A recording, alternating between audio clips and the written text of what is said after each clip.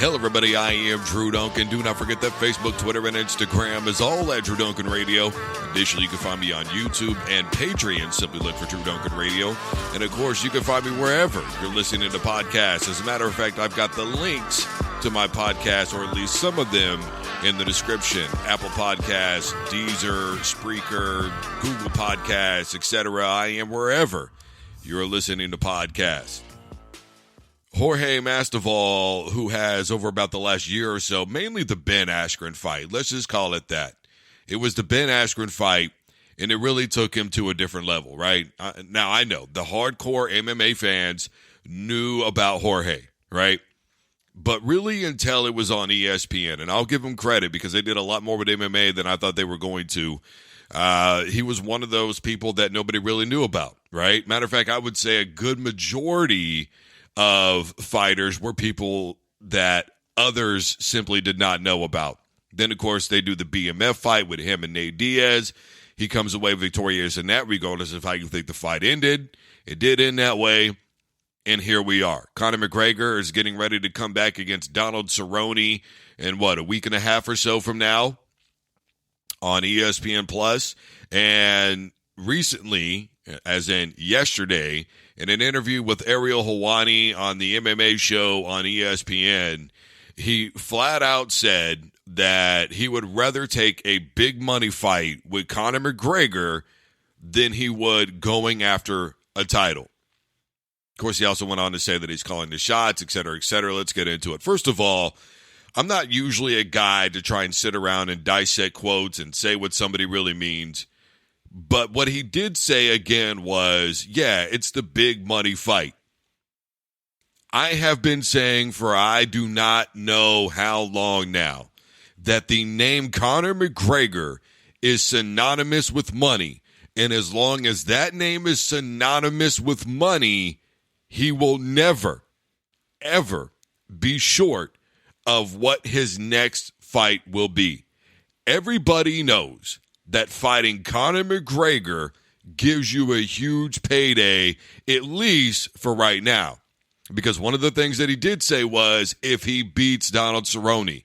And that tells me that Jorge has a very good understanding of the place that Conor McGregor is. And I think that we all know exactly where that place is, right? Given all the nonsense that's happened out of the Octagon, given everything that happened with Floyd Mayweather, having two belts, not defending either one of them, that whole thing that he went through with, Habib and all that kind of stuff.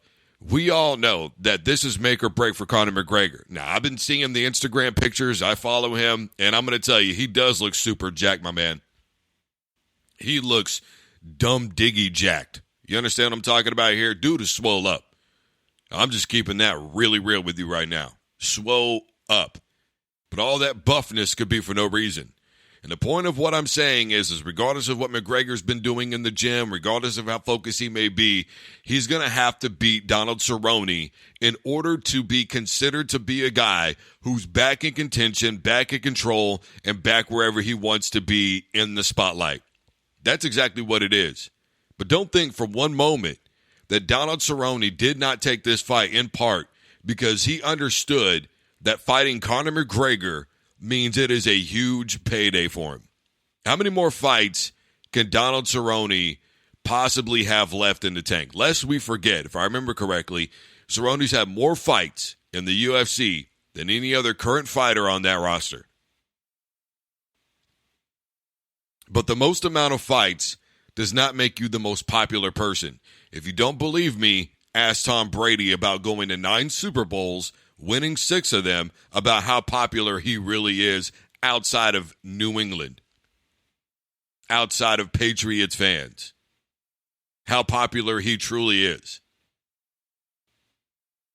Having that many fights and even a really good fight record doesn't necessarily mean that you're making a lot of money. And when it's all said and done, what is anything that you do about winning championships and making good money? And that's what these guys want to do. They all want to make damn good money and win titles. Now, Jorge talked about calling the shots and kind of being the guy right now. I don't know about that. I don't know that if he's reached that level yet. He is a damn good fighter. I'll give him that. And I think that fight over Ben Askren was exactly what he needed to rejuvenate himself. But I'm telling you like this. The very real reality of this situation is very simple. Is that Jorge Masvidal wants that money. The BMF thing, forget about it. That was a one-off deal. We all know that. Okay? Dana White said it. It is what it is. That thing is long gone. What do I think is best for Jorge Masvidal? Well, you know what? I don't know. I wonder what's best for the UFC and MMA, though. I wonder if a McGregor-Jorge fight would be best. Look, I was politicking for a McGregor-Ferguson fight for the longest time. I think that was a fight that needed to happen, especially when it was time to unify the belt. It never came to fruition. Instead, McGregor ended up going a different direction and fighting Mayweather. Things kind of got out of control for a little while there with Ferguson. He seems to be back on tap, though, now.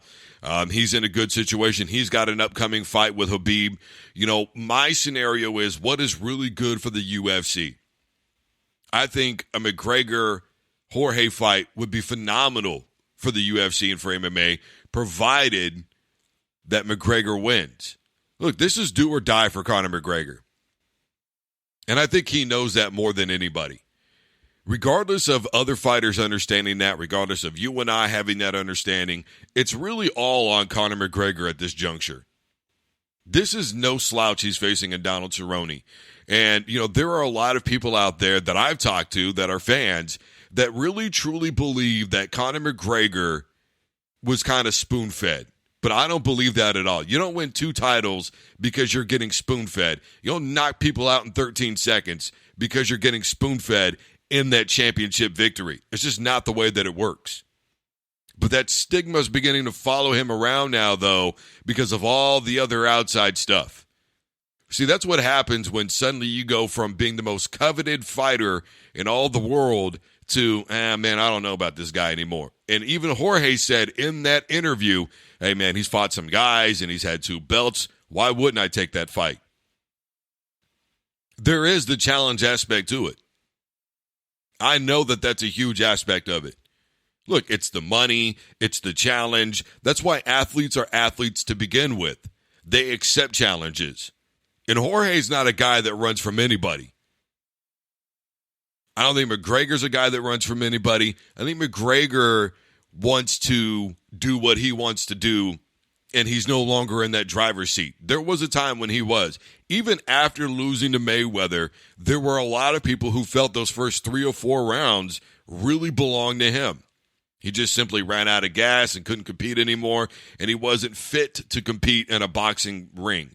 Then there are a lot of other people that just go, dude, that was a money sham, and those guys laughed at us all the way to the bank. Regardless of whatever point of emphasis you're taking, the bottom line is even after that fight, McGregor still had all the shots to call in the world. But I think this may be good for MMA. Because if McGregor wins, man, you want to talk about a tremendous comeback story of grit and getting past all of his life issues and getting his life back together. And then there's the other aspect of if he gets knocked the hell out, then it's done and over with. And there are other guys that can now be seen. Look, Khabib was, 26-0, somewhere in that neighborhood when he went to go fight McGregor.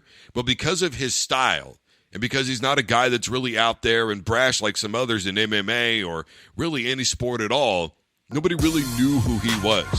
Now people have much more respect for the ground game because of Khabib. Now they've seen that it's not about 2 guys standing there and bleeding and duking it out, right? That's what Royce Gracie told me when I interviewed him. He said a lot of people want to see just 2 people stand there and bleed and duke it out. It's not MMA. It's all strategy. Being on the ground is a part of MMA, but it took him beating Conor McGregor for a lot of people to see that, and I think that's something that has been good for MMA. Guys, I am Drew Duncan. Facebook, Twitter, and Instagram is all at Drew Duncan Radio. YouTube and Patreon is at Drew Duncan Radio as well. And do not forget that I am wherever you're listening to podcasts. Simply tell your device to play Drew Duncan on Spreaker, CastBox, Deezer, Apple Podcasts, etc. I am wherever you're listening to podcasts. And as always, don't you dare touch that dial.